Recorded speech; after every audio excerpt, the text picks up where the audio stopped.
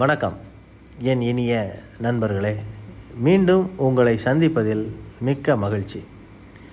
இந்த வீடியோ பதிவில் நான் என்ன சொல்ல போகிறேன் அப்படின்னா, மனிதர்கள் நம்ம எல்லாருமே பிறந்தது ஒரு கிழமையில்.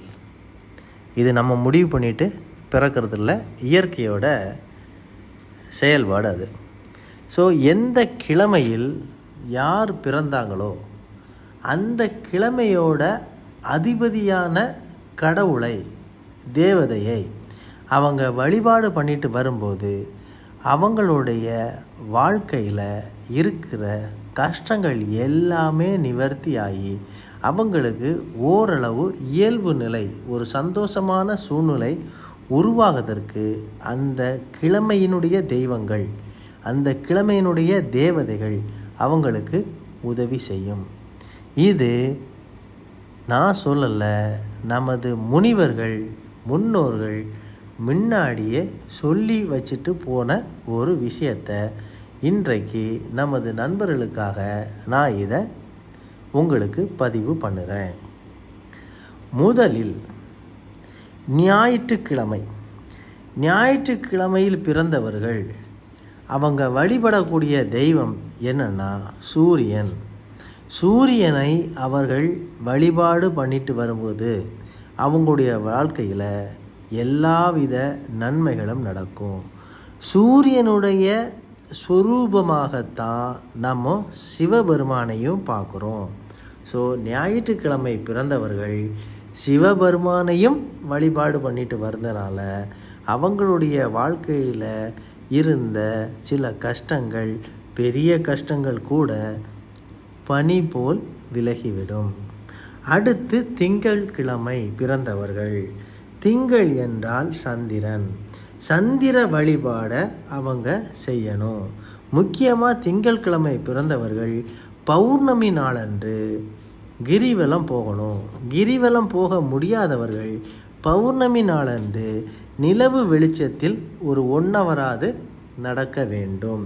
அதே நேரத்தில் அவங்க துர்க்கை அம்மனை வழிபட வேண்டும். துர்க்கை அம்மனை வழிபடும்போது அவங்களுடைய வாழ்க்கையில் நிறைய பாசிட்டிவான விஷயங்கள் நடக்க ஆரம்பிக்கும்.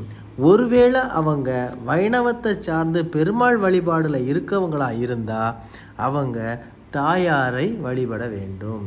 அப்படி வழிபடும்போது அவங்களுடைய லைஃப்பில் எல்லாவித நன்மைகளும் நடக்கும். அதுக்கு அடுத்து செவ்வாய்க்கிழமை பிறந்தவர்கள் செவ்வாய் அகங்காரகன் என்று சொல்லக்கூடிய முருகனை வழிபட வேண்டும். முருகனை வழிபட்டு வரும்போது நான் முதலில் சொன்ன நல்ல விஷயங்கள் எல்லாம் நடக்கும்.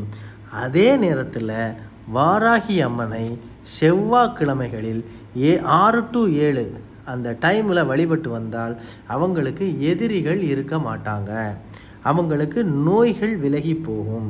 அதே நேரத்தில் அவங்க முன்ஜென்மத்தில் செய்த பாவங்கள் விலக இதே செவ்வாய்க்கிழமையில் பிறந்தவர்கள் பைரவரை வழிபட வேண்டும்.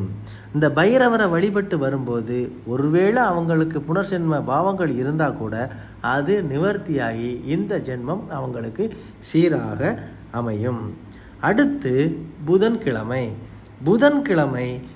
பிறந்தவர்கள் புதனுடைய அதிபதியான விஷ்ணுவை வழிபட வேண்டும். விஷ்ணு, பெருமாள், திருமால், இந்த வகையில் பள்ளி கொண்ட பெருமாளை வழிபடுவது மிகவும் சிறந்தது.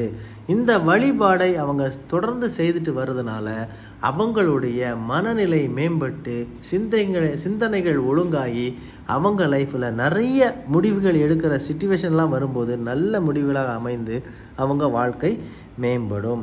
அடுத்து வியாழக்கிழமையில் பிறந்தவர்கள் குரு வழிபாடு பண்ண வேண்டும். குரு என்றால் தட்சிணாமூர்த்தியை வழிபாடு பண்ணுவது மூலமாக அவங்களுடைய குழந்தைகளுடைய ஃப்யூச்சர், எதிர்காலம் மிக சிறப்பாக அமையும். தட்சிணாமூர்த்தி மட்டும் அல்லாமல் அவங்களுக்கு கற்றுக் கொடுத்த எந்த ஒரு குருவாக இருந்தாலும் சரி, வாழ்க்கையில் வாழ்ந்து மடிந்த எந்த ஒரு குருவாக இருந்தாலும் சரி, ஃபார் எக்ஸாம்பிள் சாய்பாபா, ராகவேந்திரா, இந்த மாதிரி அவங்க மனப்பூர்வமாக நினச்சிக்கிட்ட எந்த ஒரு குருவைனாலும் இந்த வியாழக்கிழமை வழிபட்டு வரும்போது அவங்களுக்கு சகல விதமான கஷ்டங்கள் நீங்கி வாழ்க்கையில் சுபிட்சம் உண்டாகும். அடுத்து இந்த குரு வழிபாடு மூலமாக இன்னொரு முக்கியமான விஷயம் சொல்கிறேன். இந்த வியாழக்கிழமைகள் பிறந்தவர்கள் பிரம்மாவை வழிபட்டு வர்றதுனால எல்லா வகையான கஷ்டங்களில் இருந்தும் அவங்க விலகிடுவாங்க, அவங்களுக்கு நன்மையே நடக்கும். சரி, பிரம்மா கோயில் எங்கே இருக்குது? இந்தியாவில் ஒரு சில இடங்களில் தான் இருக்குது அப்படி நீங்கள் நினச்சா, பிரம்மா கோவில் ஒவ்வொரு சிவன் கோவிலும் சிவனுக்கு வலதுபுறம் அந்த சண்டிகேஸ்வரர்னு இருப்பார், அவருக்கு பின்புறமாக இந்த பிரம்மாவுடைய ஆலயம் இருக்கும். அந்த பிரம்மாவை வழிபடுவது மூலமாக உங்களுக்கு சகல விதமான பிரச்சனைகள் உங்கள் வாழ்க்கையிலிருந்து விலகும். அதுக்கு அடுத்து வெள்ளிக்கிழமை. இன்னொன்று, வெள்ளிக்கிழமை சுக்கிரனுடைய வெள்ளிக்கிழமைனாலே சுக்கிரன் தான், சுக்கிரனுடைய முழு பவர் இருக்கும். அந்த வெள்ளிக்கிழமை சுக்கிர ஓரைன்னு சொல்லக்கூடிய காலையில் 6 to 7 நீங்கள் மகாலட்சுமியை வழிபட்டு வர்றதுனால உங்களுடைய வாழ்க்கையில் எல்லா வகையான சுகபோகங்களும் அடையும். மகாலட்சுமி மட்டும் இல்லாமல் காமாட்சியை நீங்கள் வழிபடலாம். காமாட்சி அம்மனை வழிபடுவதனால உங்களுடைய லைஃப்பில் இருக்கிற பயங்கள் நீங்கி தைரியம் வளரும். அதே நேரத்தில் ரொம்ப கடுமையான வேலை செய்கிற ஆட்களாக இருப்பீங்க, நிறைய வருமானம் வரும், ஆனால் வாழ்க்கையில் ஒரு சுகங்களும் ஒரு சொகுசான லைஃபு இல்லாமே இருப்பீங்க. நீங்கள் அந்த மாதிரி ஃபீலிங்கில் இருந்தால் நீங்கள் வழிபடக்கூடிய தெய்வம் இந்திரன். இந்திரனை நீங்கள் வழிபட்டு வரும்போது உங்களுடைய வாழ்க்கையில் எல்லா சுகபோகங்களும் மிக அதிக அளவு உங்களுக்கு சேரும். அதுக்கு அடுத்து சனிக்கிழமை. சனிக்கிழமைனாலே நம்மளுடைய காவல் தெய்வத்தை குறிக்குது. காவல் தெய்வம் அப்படிங்கும்போது உங்களுடைய குல தெய்வத்தை குறிக்குது. இந்த ஒவ்வொரு சனிக்கிழமையும் உங்கள் குல தெய்வத்துக்கு நல்லெண்ணெய் வாங்கி கொடுத்து அந்த சிலைக்கு அந்த நல்லெண்ணெயை சாத்தி நீங்கள் வழிபட்டுட்டு வரும்போது உங்கள் வாழ்க்கையில் இருந்த நிறைய தடைகள் நீங்கி சுபிட்சம் பெற உங்கள் குலதெய்வம் அருள் புரியும்.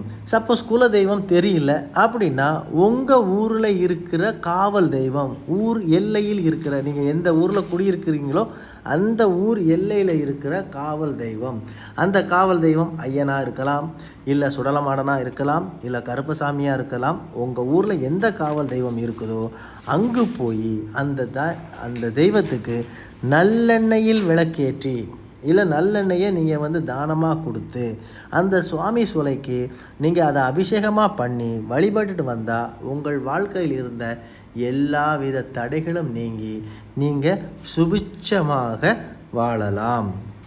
இது அனுபவபூர்வமான உண்மை. நண்பர்கள் எந்தெந்த கிழமையில் பிறந்திருக்கிறீர்களோ அந்தந்த தெய்வத்தை நீங்கள் வழிபட்டுட்டு வரும்போது உங்களுடைய வாழ்க்கையில் எல்லா வளமும் நலமும் கிடைக்கும். இது பரிபூர்ணமான உண்மை. இதை நீங்கள் அனுபவபூர்வமாக தெரிந்து கொள்ளலாம். மீண்டும் சந்திக்கிறேன். நன்றி, வணக்கம்.